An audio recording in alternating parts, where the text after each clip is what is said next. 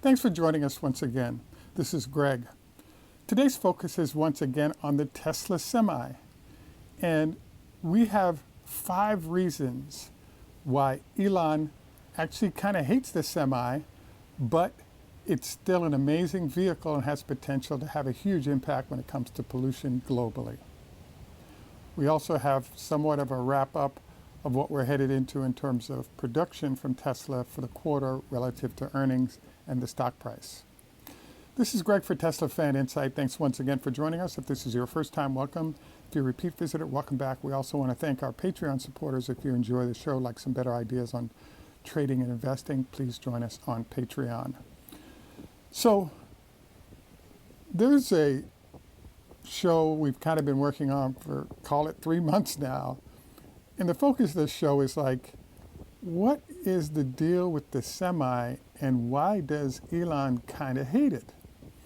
So I could give you 25 reasons, but we're going to give you 5 that I think are at the top of the head for why this is happening. The first thing I wanted to review is the fact that Elon made it known that the problem with the Semi is that there are 100 million cars that are sold each year. And when it comes to long-haul semis, which is the thrust of Tesla's vehicle, there are actually only about 2 million vehicles a year that are being sold. So one of the reasons why Elon stated that he kind of is interested in the Semi, but it's kind of no big deal, is because of this phenomenon. The second item we want to bring up today is cool factor. You know, the vehicle Elon likes to be seen in all the time is always the gull-wing doors on the Model X's. When the Y came out, please note, Elon has never been seen or photographed getting out of a Model Y, but he's always seen getting in and out of a Model X, wherever he is in the world. So it's an illustration of the fact that he loves the wings and he's hoping that more people / enough people will purchase it to make it a viable way for them to continue selling that product. The third thing reason that it's clear that there's somewhat of a hatred by Elon for Tesla Semi is something called time to market. So several years ago, about 7 years ago, I met with a venture capitalist in Silicon Valley. And I said to him, you know, how do you handle the issues related to patents for getting vehicles to market or a product to market? And he said to me, oh, that's really easy. We work on not focusing on patents because what you want to do is get your product to market as fast as possible, limiting the ability of competing firms to get involved. Sidebar note here, you'll notice that Apple actually came out with the iPhone before anybody else thought about doing it. And they specifically couldn't get it to market because the phone companies had to approve at that point anything that would be a telephone.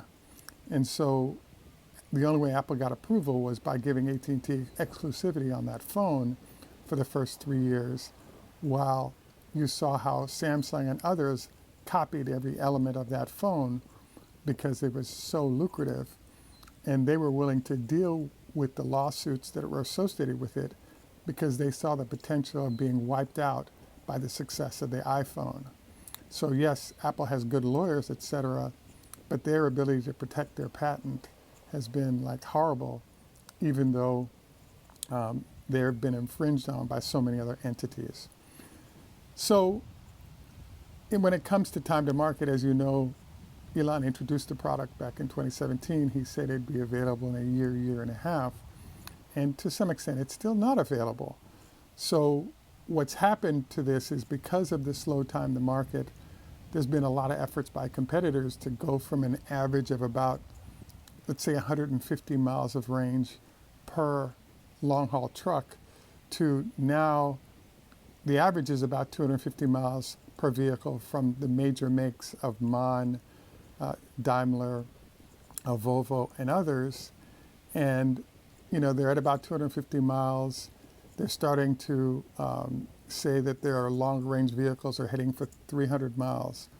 So it kind of shows how if Tesla had come in, delivered the news of the semi, taken orders, and immediately started producing them, we would have seen a large number of these vehicles on the road already, and competitors would have been caught flat-footed because they're having to build products from scratch. That did not occur. So basically what this means then is that once Tesla Semi starts going at scale, it adds about $100 billion in market cap at least to Tesla's numbers. If it was a standalone company producing this vehicle, it could easily be a $150 billion company by itself, but because it's a subsidiary within Tesla, it doesn't garner those kind of numbers. So obviously, the slow time to market increases the chance that there'll be a lot of competitors available to deliver similar products, especially once competitors have a chance to deconstruct what Tesla's been doing.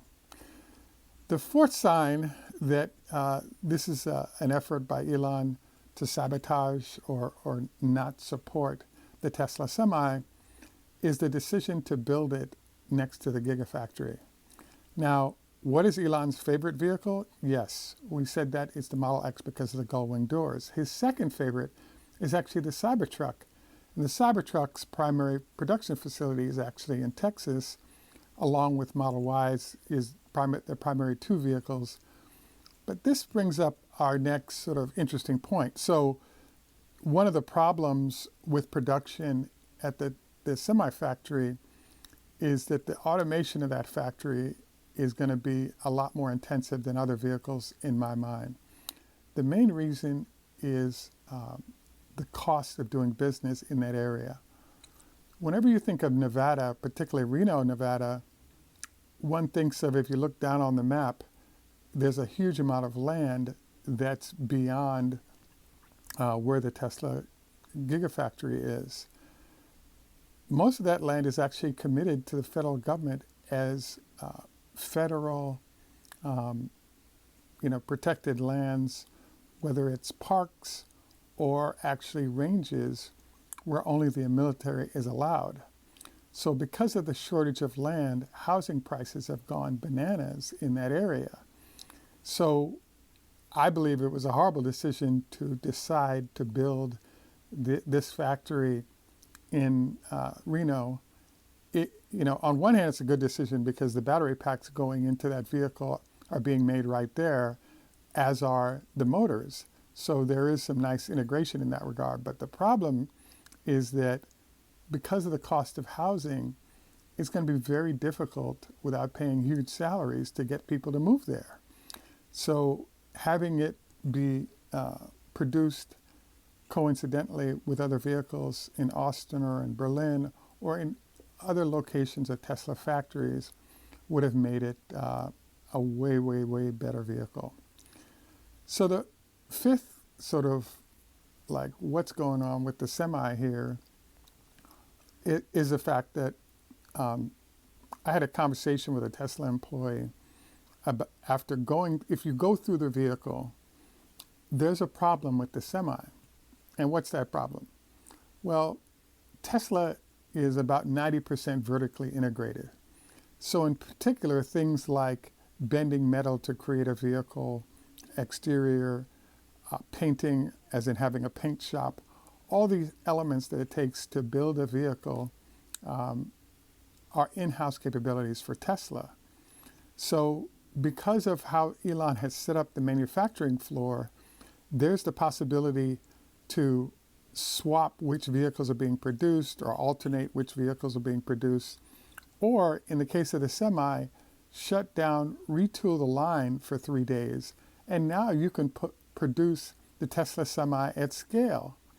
So what this therefore means is, guess what, folks? The Tesla Semi factory already exists. And why? Because any of the current Tesla factories have the ability to retool to produce the Semi. And the problem sort of with this whole thing is that once you retool for the Semi, it's still another 3 days to then pull away from the Semi and moved back into producing the other vehicles that were coming out of that location. So the bottom line is that for some reason, there's a hatred between Elon and the Tesla Semi, and the longer they take to get product to market, the more sales that are lost.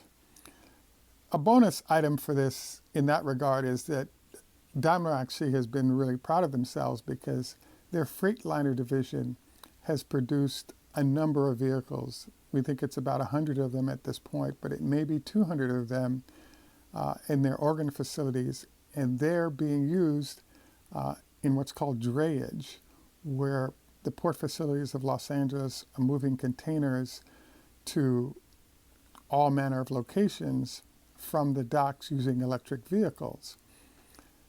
The state of California has decided to offer low or no cost vehicles to encourage a lot of the companies in that space to take advantage of these low or no cost vehicles to help them make the transition to electric vehicles.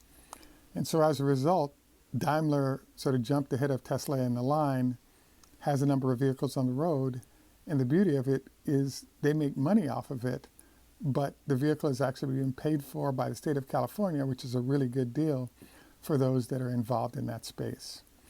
So the other thing that's going on here is that there are actually other companies that are taking advantage of this in terms of shipping companies, et cetera, that go well beyond the things that are going on with Pepsi, and it's being sort of the first location that California helped facilitate with subsidies. So overall, I wanted to do this show because it's a head scratcher to have the number of different ways in which Elon kind of hates the Semi / is not supporting its success. And that's a big surprise because the vehicle has been successfully rolling all over California for quite a while. Anyway, we'll have more on the Tesla Semi as we do usually. The final thing I briefly wanted to cover, and we'll likely cover it again over the next couple of days as we get the numbers, is sort of there's an issue here happening with the stock price. In particular, what's going on is that I just got a notice from Tesla informing us that the Founders series of the Tesla semi-truck, if you buy them, you actually get lifetime unlimited supercharging. So I was intrigued to hear this because I would assume that they're limiting per annum use of that supercharger, but I've actually heard of people actually using the free supercharging to do mining for Bitcoin out of their Teslas because they have all that free electricity. But basically, Tesla is trying to find creative ways to discount vehicles and increase sales. I was kind of surprised at the Founder Series getting this discount. I mean, it is their most expensive vehicle. It does induce people to potentially purchase it, but it just seems strange to me because those folks are willing to spend that much money. A little extra for charging does not seem to be a huge deal, but it is noteworthy. So my assessment is because Tesla is trying to find ways to increase sales, production is already shut down. So right now we're just waiting on what the numbers are going to be after the service centers finish with their sales. What we're seeing right now is not a huge miss in terms of the number of vehicles produced and sold, but there's this thing called the whisper number, which is if you exceed the number that Wall Street is expecting, that tends to push the stock price up. If you kind of meet the number, it stays the same or dips. If you miss the number, you could have a severe dip in the stock price. Right now, what we're getting back feedback-wise from different locations of service centers is that Tesla is selling vehicles, there's no doubt about that, but the numbers are on a little bit on the light side. So we're really going to have to focus on the Trump changes and how that affects Tesla and Elon and how that might boost the stock price. So that's what I'm assessing as where we are. I think that the numbers are right in line or just below I don't think we're missing the numbers severely for Tesla in this go-round. So this ends our formal discussion of the Semi and what's going on with the earnings numbers for Tesla. The next thing that I'd like to review, obviously, is our health tips. Just a reminder, your 25 leg lifts a day. Also wanted to encourage you to do a 20-minute walk on a regular basis each day as a endorphin generator and a whole bunch of other benefits emerging from that. We also want to note that we encourage you to consider 3 times a week no meat. Gives your kidneys a break and allows them to heal a little bit without having to do all the work related to processing meats. For more tips that are recommended by a number of docs that we've encountered, please note below. At any rate, this is Greg for Teslafaninsight. Thanks for joining us once again. Tschüss, au revoir, lehitro, hoda hafez, draziche nihama, kambawa. And in Jamaica, we say enough respect, walk good. Thanks for joining us. Have a great day, and bye for now.